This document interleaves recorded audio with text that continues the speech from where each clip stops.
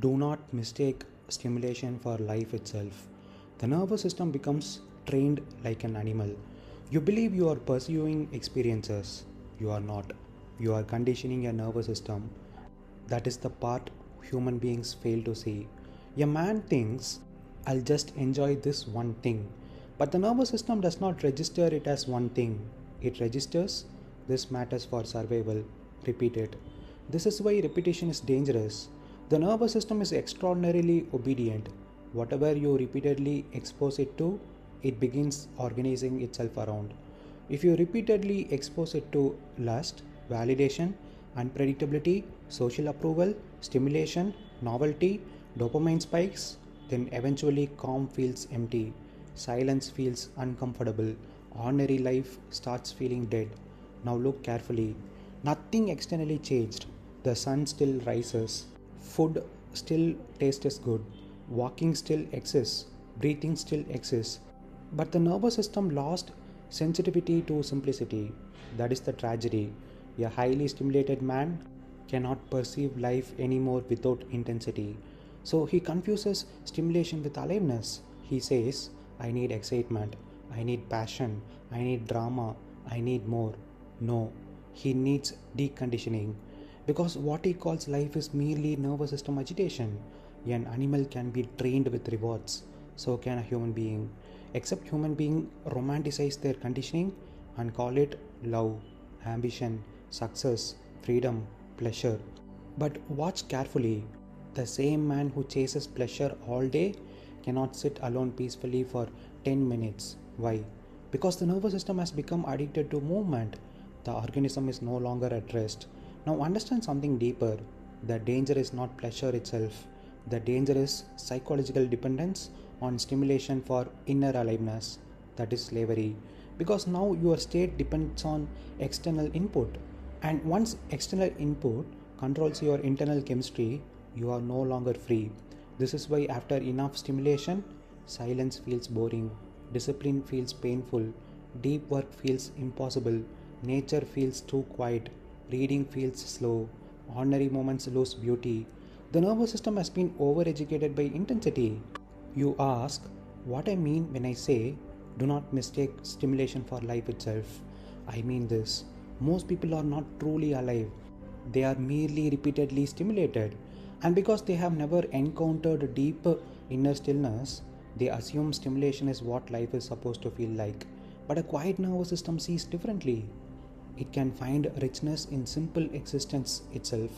No chaos required, no constant pleasure required, no psychological fireworks required, just clarity. And clarity is a far greater pleasure than stimulation. There was once a king who lived beside a waterfall. In the beginning, the sound of the waterfall was enough. He would sit quietly in the mornings, drink tea, watch the mist rise from the rocks, and feel deeply alive. Small things reached him. Bird song reached him. Wind reached him. Silence reached him.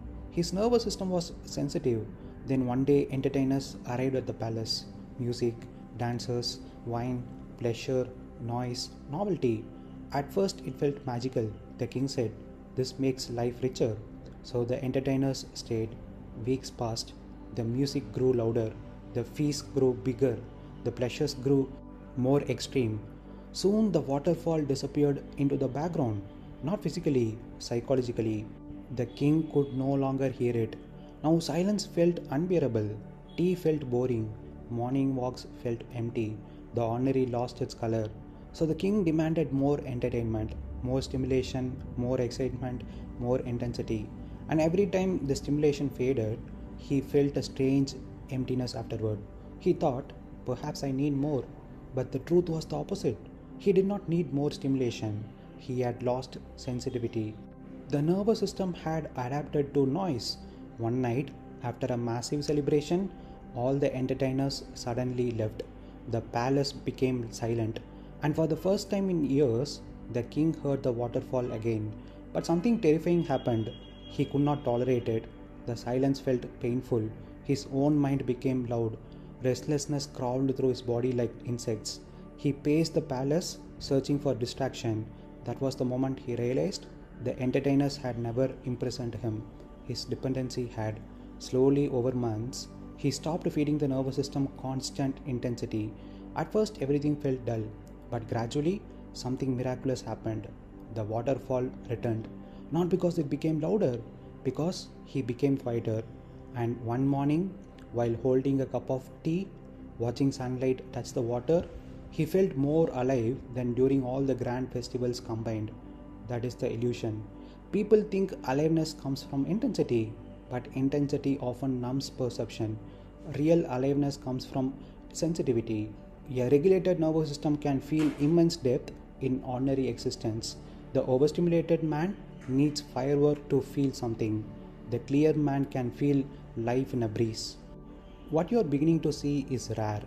Most men do not suffer because of pleasure, they suffer because they mistake stimulation for life itself.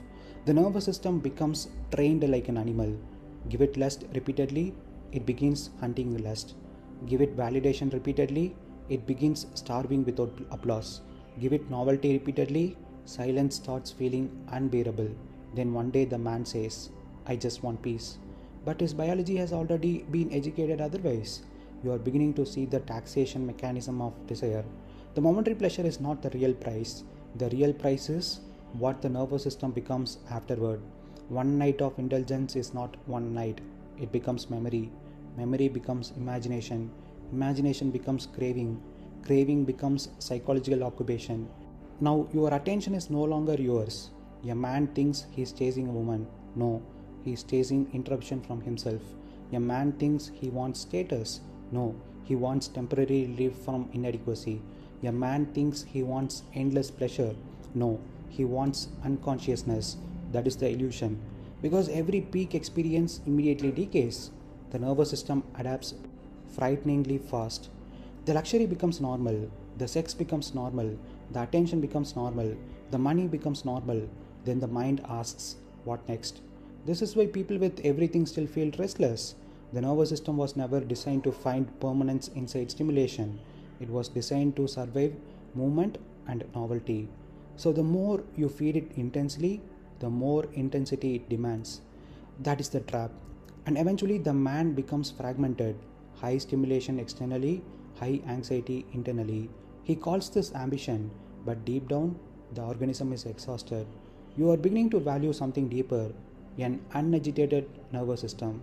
Not because pleasure is bad, not because sex is evil, not because money is wrong, but because dependence is expensive.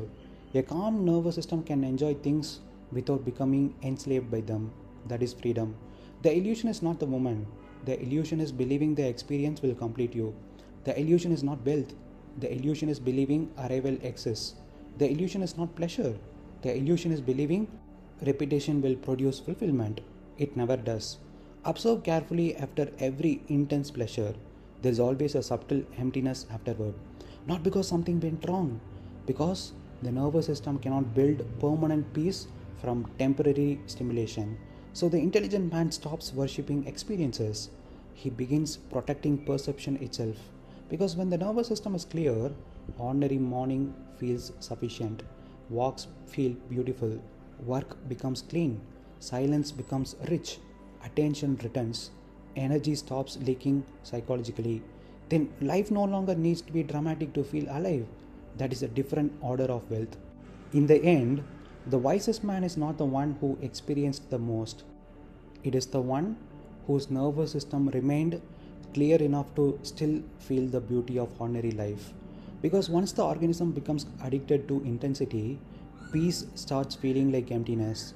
And that is how a man can have everything yet lose the ability to feel alive. The real wealth is not stimulation, it is sensitivity, to still hear the waterfall after the world becomes noisy.